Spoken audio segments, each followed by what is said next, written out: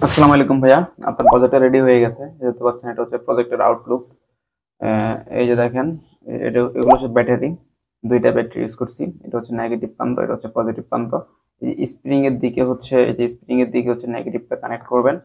এই যে আমি হচ্ছে স্প্রিং এর দিকে নেগেটিভটা কানেক্ট করলাম। আবার এই যে নেগেটিভটা অর্থাৎ প্লেন প্রান্তটা হচ্ছে স্প্রিং এর দিকে, এই যে স্প্রিং এর দিকে কানেক্ট করে নিলাম। ঠিক আছে, এরপরে কি করবো, যে একটা সুইচ আছে, সুইচটাকে হচ্ছে চালু করে নেবো। ঠিক আছে, চালু করে নিলাম। আচ্ছা, এখন হচ্ছে এই যে এখানে হচ্ছে বাতি জ্বলতেছে।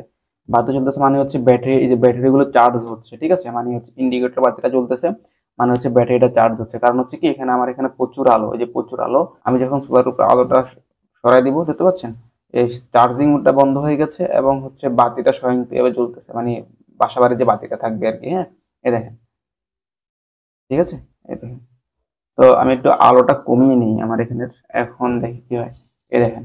ঠিক আছে, এখন ঠিক আছে, এই দেখেন, এদিকে যাচ্ছে।